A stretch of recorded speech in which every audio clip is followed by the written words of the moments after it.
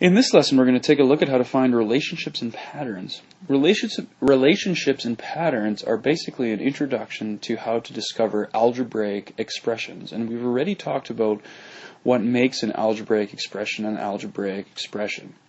Now, to find patterns in relationships, we have to look at sets of numbers to see if we can find the relationships with those sets of numbers. That's called a relation. And a relation is another word for an algebraic expression. Here we have two sets of numbers. We've got the numbers on the left, on this side, and we've got the numbers on the right, on this side. Our goal is to figure out what the relationship is between the two sides. Again, we're going to call this a relation. Let's just say that we're going to start with a number. We don't know what that number is. That number is going to be n.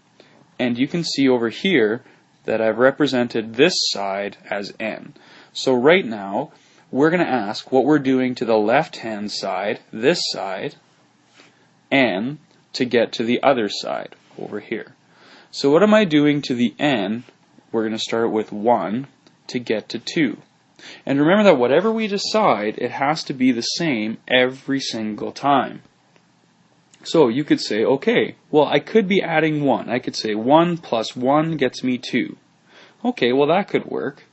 So let's say then, if it has to work every single time, we should check the next step and see if it works again. We added 1. So 2 plus 1, starting here now, 2 plus 1 gives me 3. Did I have 3 here? No, I have 4, so that doesn't work. Okay, so there's got to be another way that I can do this. Let's try again. What else could I do to 1 to get 2? Perhaps I could multiply 1 with 2, because 1 times 2 gives me 2. So 1 times 2 gives me 2. 2 times 2 gives me 4. Did it work this time? Yes, it did. 3 times 2 gives me 6. 4 times 2 gives me 8. It looks like multiplying by 2 is going to work every single time. So how do we show that relationship then? Multiplying by 2. How do we show that with a variable? I already have n over here. How am I going to show multiplying by 2 with n? Well, remember from the previous lesson that in algebra, when we show relationships, we show multiplication squished together.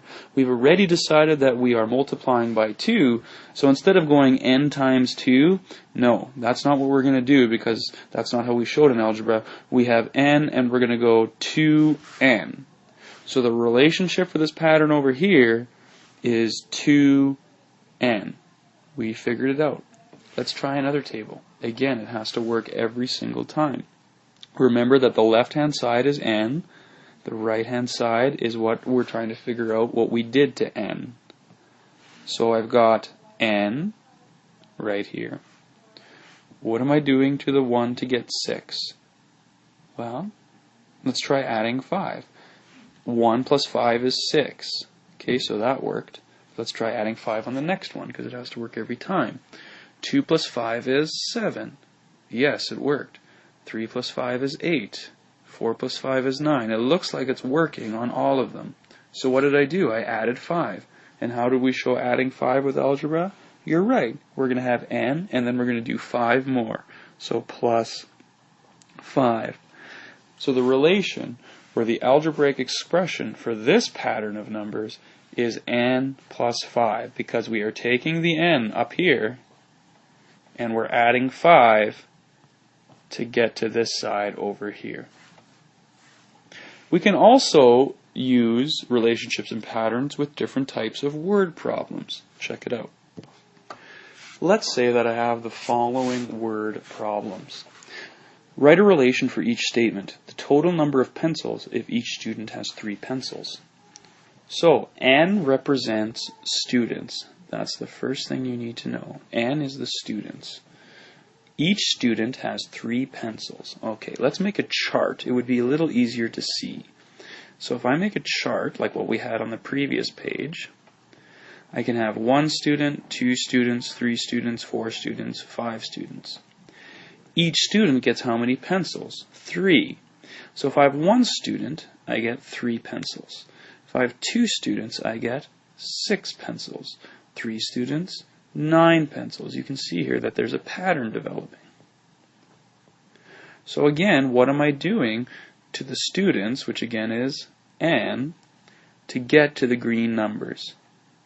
Well, we could say adding 2, so let's see if it works. 1 student plus 2 pencils gives me 3. 2 students plus 2 pencils gives me 6. Well, that doesn't make sense, and it doesn't work, because each student gets 3 pencils. It says it right here in the sentence. Okay, well, what other pattern could work? What else could we be doing to the orange to get to the green? 1 times 3? Sure, let's try. 1 times 3 is 3. 2 times 3 is 6. 3 times 3 is 9. The pattern is working. We are multiplying by 3. And how do we show multiplying by 3 again? You're right, we squish it together. So the pattern here, the relation for this pattern, I should say, is 3n. Well, let's check out the next one. The total number of desks, if there are 2 more, here's your key word, 2 more desks than students. So here again is my chart. 1, 2, 3, 4, 5 students, and there's always 2 more. So 1 plus 2 more is 3. 2 plus 2 more is 4. 3 plus 2 more is 5. And it keeps going. There's your pattern. So what am I doing to the orange to get to the green? Adding by 2. You're right. So I have n plus 2 more desks. Here's again how we can use some of these relationships in word problems. If you have any questions, please ask, and this again is an introduction to how to find relationships in patterns.